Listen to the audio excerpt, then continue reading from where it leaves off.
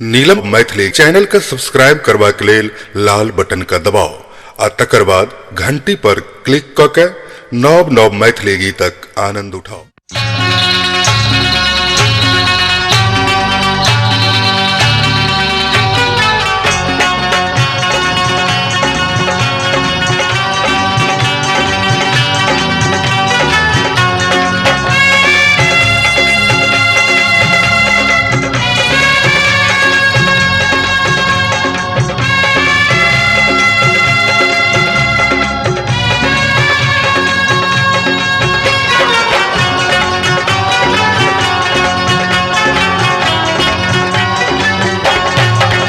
दरभंगा बाजार में हजार पौआ, दरभंगा बाजार में हजार पौआ, हजार पौआ बगुला टोपी, बगुला टोपी।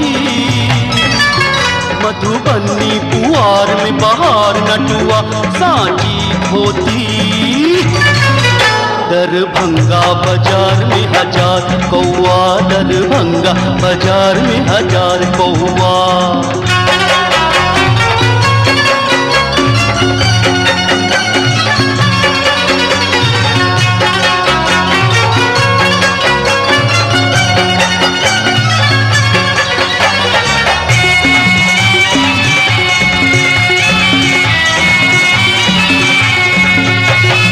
बजे छत कक्का बाहर चल जाओ, जाओ कलकत्ता दो पैसा कमाओ। बजे छत कक्का बाहर चल जाओ, जाओ कलकत्ता दो पैसा कमाओ। न वाली कहन जे स्वाद अलग घर के रोटी। दरभंगा बाजार में हजार कौआ, दरभंगा बाजार में हजार कौआ।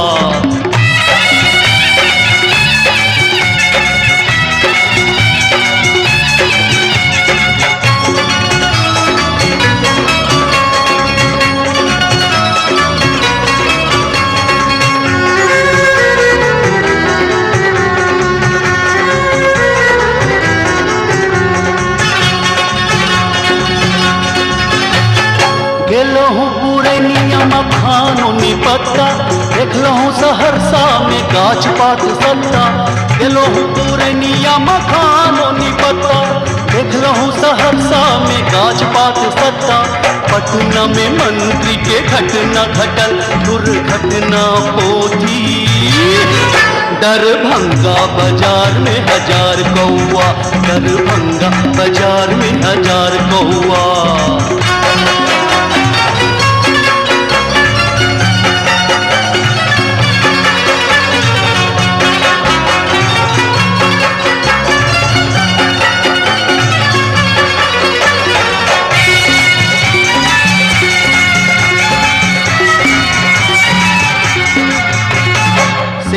मधेपुर मुजफ्फरपुर जे सुर बिन सुर बिनु असुर ससुर के।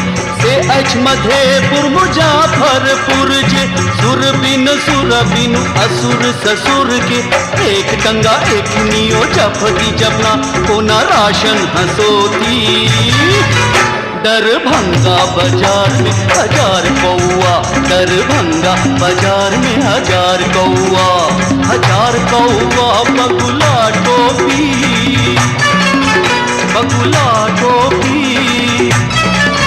मधुबनी पुआर में बहार नटुआ सांची धोती।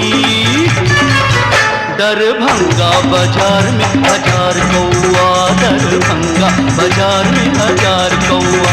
दरभंगा बाजार में हजार कौआ, दरभंगा बाजार में हजार कौआ।